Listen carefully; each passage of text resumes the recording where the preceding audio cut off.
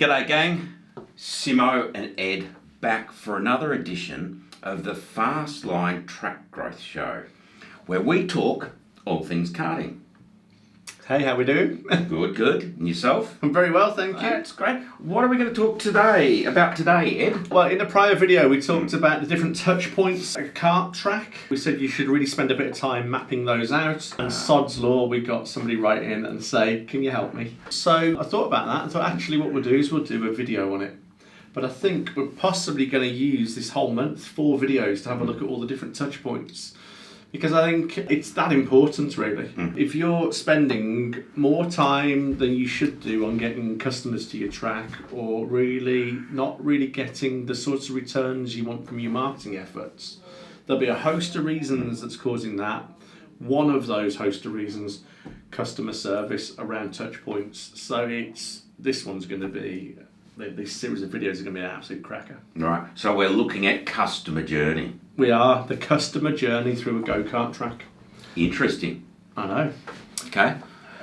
So we're going to start it off by assuming that the first touch point is the inquiry. Yeah. When the customer goes online to book or calls up to book. That's right. So we'll start with the inquiry. Yeah. Okay. Well, let's split that into 2: website-based inquiry and telephone-based inquiry. Okay. Yeah. We can do that. So website. Good.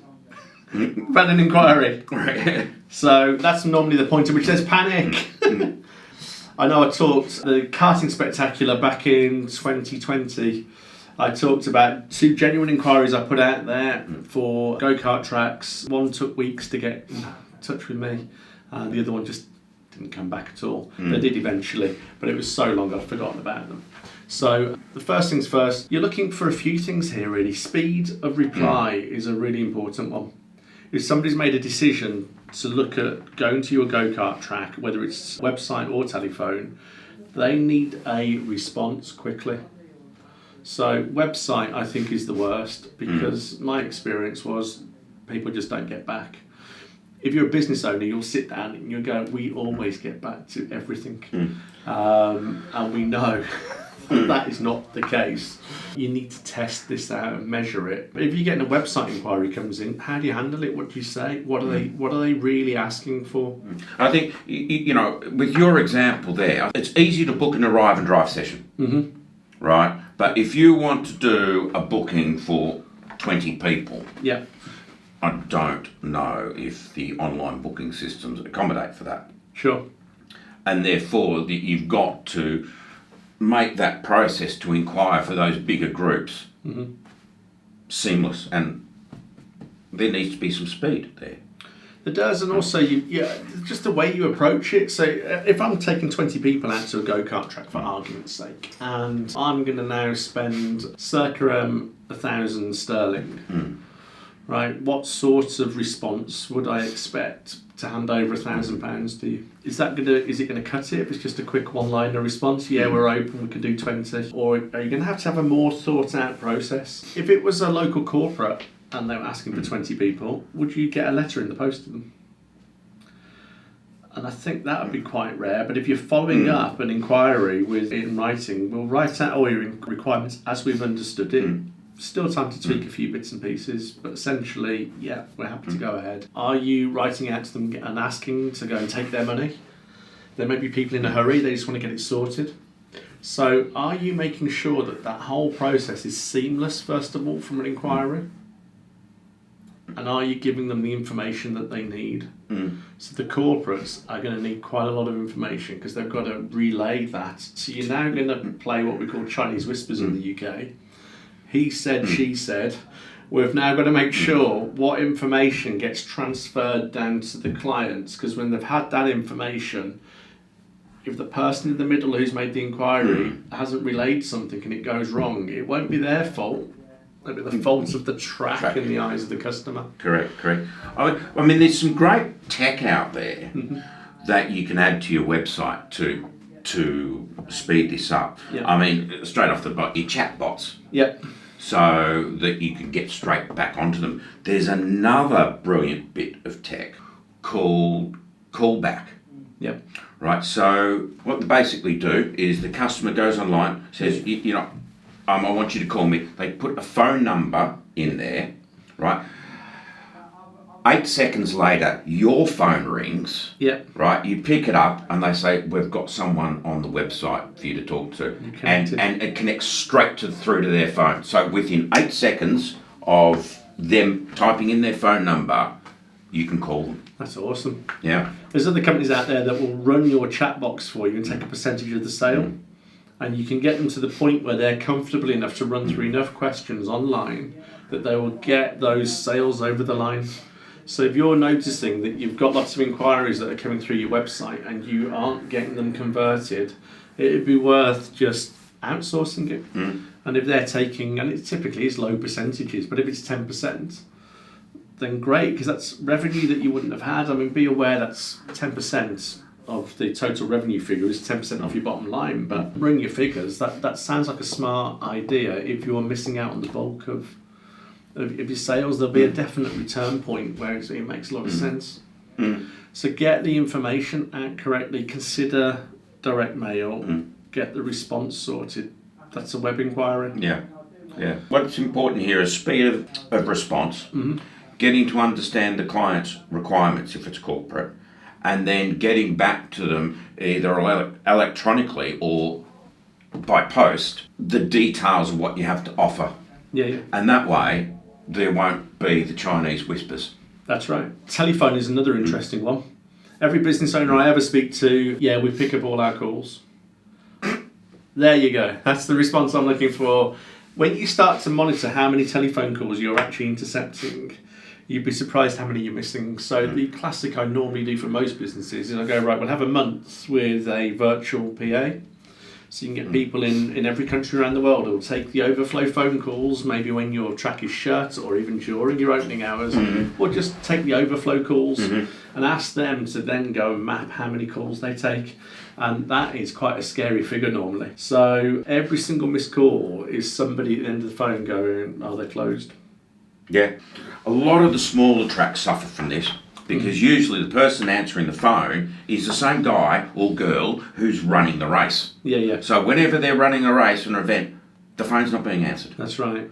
And I mean, God, I have rung customers and the phone has rung out and I've got the response on the end of the phone after the phone rang out. So, sorry, this customer has not set up voicemail for this phone number. So, worse still, the voicemail is full. Oh, that would see if the voicemail was full, that would not instill you confidence that they've got there running their track correctly. So that can be quite a tricky one. So just on the inquiry, first of all, just making sure you've got all your bases covered is just massive, and getting that fixed. Huge return on your revenue, and it costs peanuts to set this up. Yeah, and I mean, what does a virtual PA cost? They're not expensive at all. You can normally do packages here in the UK, starting at sort of £25-30 for 1 month, and typically they even do like a free period of time where you can just trial the service. So just use it, and don't be surprised if you've got to pay a lot more. But if you're paying more, it's because you're picking up more business. It will start to pay for itself. If you're in that position, where you're not busy enough to hire a full-time person to stay in reception, say, think about a VA, a virtual assistant, and give them a list of questions that they need to ask, so you've got the information you need to get back to that customer in a timely manner. Well, and just look at how you do that. How would the best in the world do it? This is the sentence I've had from previously drummed into me. It's not the most helpful statement always. It's got its flaws. But what would the best in the world do? Yeah. So what would you put in the post? How would you handle that? Is it email, telephone call, post, short video? I'm thinking, what would Carlsberg do? Probably the best. And then the next point, once you've got that inquiry out there, the follow-up. The follow-up is the next touch point. Right, yes. Now, This is generally, if you look at businesses across any industry, this is usually a big fail point. Yeah. It's a following up. Yep, sure, you've had someone that, so Ed's called up and he wants to take 20 people to race at your track. You've sent him an inquiry. Now, you need to follow up. Well, this is where a lot of marketing falls down. Lots and lots of companies out there will have marketing where the end result is the sale. And once the money's been taken, in their little flow chart, it stops there. Yeah. And they go, right, great, we got a sale, which is great for you as a company, so more of that, please. But you've now forgotten the customer. And if we know that making that job of sales is tougher, you've just now failed at the point when actually it's just begun. Because you've got to guide them through that whole customer journey. So the follow-up is vitally important. This is where you can now write out to the corporates. This is where the follow-up phone call would be really good, and then another follow-up phone call, and another follow-up phone call, and you can see where this is going. You just follow up in a customer service-led way to go and make sure that every inquiry gets the opportunity to come and spend some time and money with you.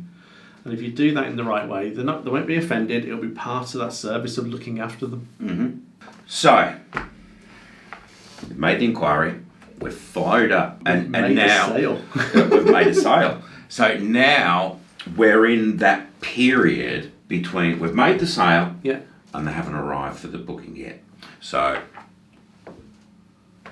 it's the post-sale reminder. That's right. There's still work to be done once they've made a sale and took that decision, even after the follow-up now, before they get to your track. Yes, it's all on your website, but I'm not going to leave my customer to try and work their way around my website. I'm going to go and make sure I give them everything they need to get to my track and just get to the right place before they even arrive there. So I'll happily go and take the details of everybody that's coming in their party group, and I will write out to all their party groups so that they don't have to. Yep. Because now I can add them to my database. So I'm growing my database, and I'm going to really look after them. So everybody that ever touches any part of my go-kart track is just going to feel fantastic customer service. And then when they realise they're coming in at what time, I'm going to make sure they know where to park. I'm going to know, let them know where the door to the reception is. We've spoken about this in some of the videos. This is where this sits. So that nobody's sitting there going, I'm just not sure. We had torrential downpours of rain here last night. If we'd have had a session at a go-kart track and they hadn't sent that information, visibility was extremely poor. You just don't want to be driving up onto some industrial units trying to work out which door I've got to go into while there's an absolute deluge of rain. It's just going to dampen the spirits in more ways than one. Not just physically, but your customer service will suffer. So get them to the right point as quickly as you can. You may leave some space next to the door that is for customers, and not the first person that opened up the track that morning.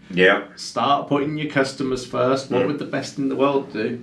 They'd make it really bloody easy for your customers to go and spend some money and feel like they've got the red carpet rolled out. I may even just get some red paint and just say, welcome to the karting red carpet. The little things like that will make a big difference. I mean, I'm going to a conference in a couple of days, and I've had several emails from them.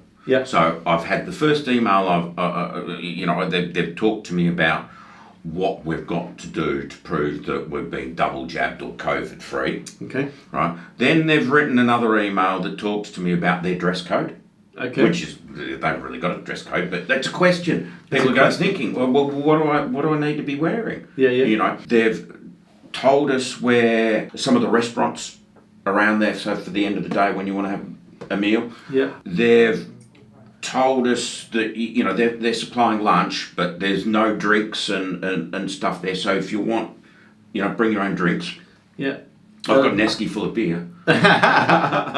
They've told you what time it's finishing. Yep. Nobody knows how long it takes to get through a go-kart track. I don't know. I've got I can't remember. But you'll take that for granted. But I'm going to be there an hour. Is it going to take 2 hours? I've got a whole evening where I just, I'll get there at 6 p.m. and I won't get out the door till 11 because there's so much happening. Yep. They don't know. You've got to just answer all the questions. They're not maybe asking you and try and get all that into your reminders so that they know what is going on before they get there. Well, a classic one is you buy a half-hour ride, but they're actually 2 15-minute sessions. Yeah. So, if they say, you've got to turn up 15 minutes before your session, so you're all of a sudden, the customer might be thinking, that's 45 minutes. Yeah, it's not. No, because it's 15 minutes then you have your race for 15 minutes. There's 30 minutes. Then you got 15 minutes off the track. Yeah, because there's another race 45. Going on. Yeah. And then you get back on the track again for another 15 minutes. Then you got your changeovers in between, so you might as well just add another 15. Like suddenly you're into an hour and a half where they're thinking it was going to be 45 minutes. Yeah. Big difference in their world.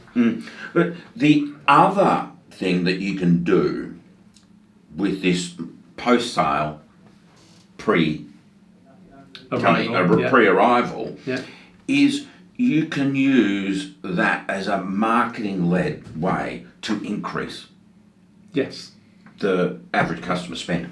Yeah. So, for a go-kart centre, I came across this. Pinot Cruises do this really well. Yeah. So we booked a ferry over to France a couple of years back when you could travel. And the weeks prior to it, we started getting emails. So that, book your Euros with us. Do you want Wi-Fi while you're on board? Yeah. Do you want to hire a car?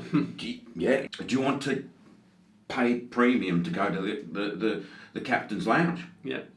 Well, I didn't know you could get Euros on board the ferry. On board the ferry. And guess what? We got Euros.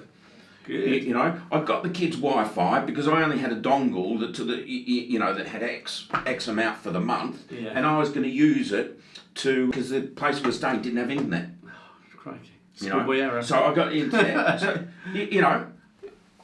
bang. So for a go-kart centre, if you've got someone coming down for a corporate event or a party, start sending them emails saying, do you want to upgrade to a food package? Yeah. Do you want a beverage package? Do you want cake? Do you want cake? Do you want balaclavas? What colour balaclavas would you like? Do you want gloves? Yeah, do you want gloves? Do you want to upgrade to a trophy pack? Yeah. Do you want to buy a white helmet that you can all sign and it'll be a memento of your event there? So, that very quickly, those few emails and communications will just pay for all the effort. The really smart thing about that is you've done a little bit of work to get that right, and that will just produce revenue forevermore for your business. Yeah, it's a set and forget thing. You just write those emails once. And they'll generate and you just have them triggered. Yeah. So, okay, Ed's made a booking, bang. It's 3 weeks away. Right, okay, I need to send him 3 emails and they're going to be 1 each week. Yeah. The 3 weeks prior to you coming in. So, and if it's only 2 weeks, I only get 2 then maybe. And even in its simplest format, I'm taking you out for dinner tomorrow night, Mr. Heap, and there's a couple of other people that are joining, and just the fact that the restaurant has contacted me today means I haven't got to ring them to make sure that the booking's in place. Nice. So the simplest thing from a customer point of view is I gave somebody some money like 3 weeks ago. Have they forgotten? I haven't heard from them. Well, no, you've just got to let them know that everything's looking fine and rosy for tomorrow. So there's probably more than one email a week. But let's not digress. We'll be writing out whole marketing campaigns here. We've been doing that for the last day and a half, haven't we? Yes. Well, that's probably a good place to stop. Pause. Okay. You can join us next week. Yes. And we will give you another 3. Well, I think we'll give you a very warm reception in more ways than one, because I think we'll probably start at what happens when they arrive in reception. So we'll wrap this one here, and we'll see you in your own reception in a week's time. Sounds good. It's goodbye from me. And from me, till then. See you next week. See you in a bit.